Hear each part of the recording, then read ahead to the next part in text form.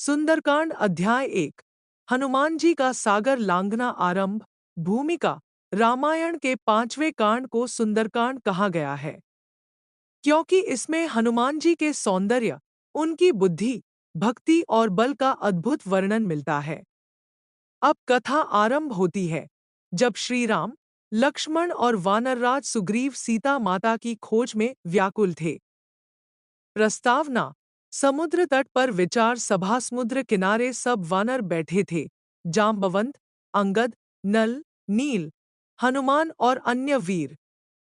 उनके सम्मुख खड़ा था विशाल सागर।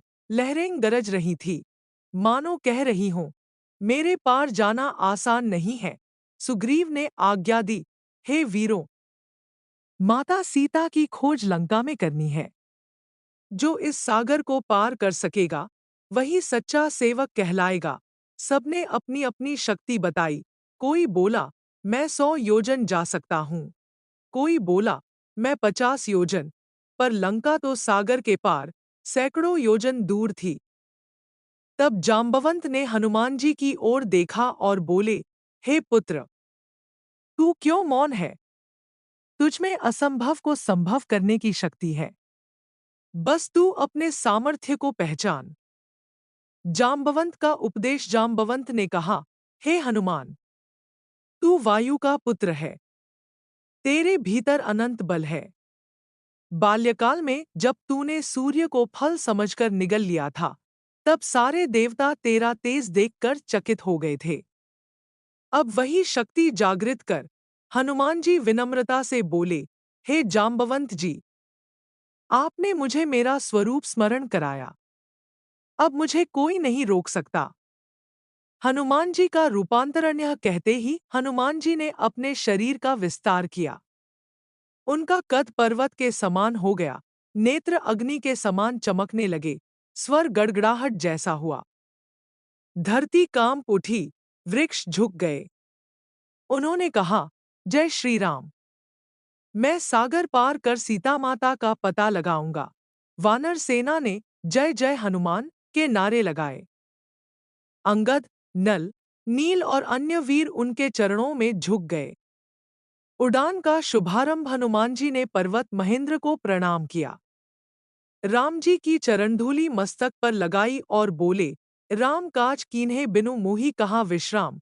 फिर उन्होंने एक ही झटके में पर्वत शिखर पर छलांग लगाई। वृक्ष उखड़कर उनके साथ उड़ चले। समुद्र की लहरें उठीं, आकाश गूंज उठा। देवता फूल बरसाने लगे। हनुमान जी की गति इतनी तीव्र थी कि उनके पीछे अग्नि की रेखा सी दिख रही थी। उनका हृदय बस एक नाम जप रहा था, जय श्री राम, जय सीताराम। पर्वतों और देवताओं की प्रशंसा। समुद्रदेव ने पर्वत मैनाक को भेजा और कहा, हे मैनाक, जा, हनुमान को विश्राम दे, ताकि वे थोड़ी देर विश्राम कर लें। मैनाक पर्वत जल से ऊपर उठा, स्वर्ण शिखर दमकने लगे। उसने कहा, हे वीर हनुमान, तू वायुपुत्र है, मेरा मित्र भी। थोड़ा विश्राम कर, जलपान कर। पर हनुमान मुस्कराए और बोले, हे पर्वतराज, मैं रामकाज पर निकला हूं। विश्राम का समय नहीं है। पर तेरी भावना को मैं स्वीकार करता हूं। यह कहकर उन्होंने मैनाक को प्रणाम किया और आगे बढ़े।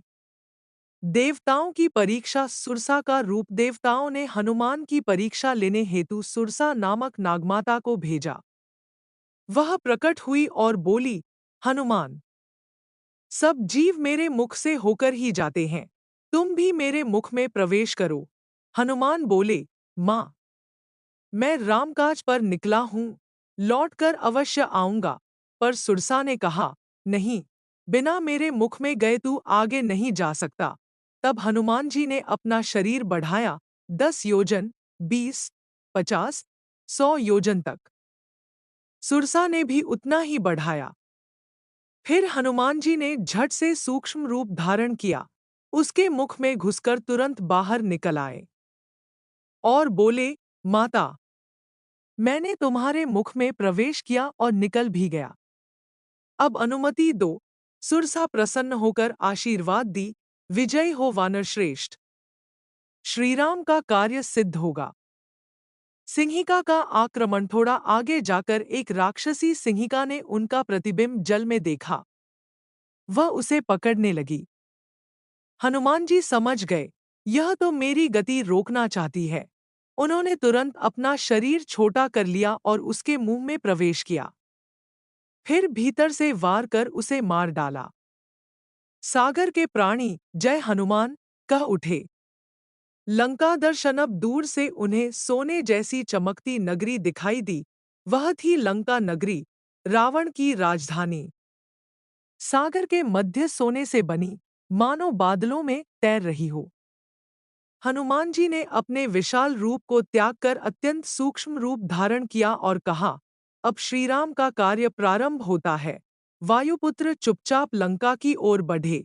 उनका मन केवल एक ध्येय पर था, माता सीता का दर्शन और श्रीराम का कार्य संपादन। अध्याय 1 का समापन। हनुमान जी ने समुद्र पार कर लंका दर्शन किया। यही सुंदरकांड के प्रथम अध्याय का अंत है। अब आगे के अध्यायों में होगा लंका में प्रवेश, राक्षसियों से भेंट, सीता माता का दर्शन और अशोक वाटिका की अद्भुत कथा। क्या आप चाहेंगे कि मैं सुंदरकांड अध्याय 2, लंका में प्रवेश और लंकिनी से युद्ध की पूरी स्क्रिप्ट भी इसी तरह लिख दूं, कथानक और संवाद शैली में?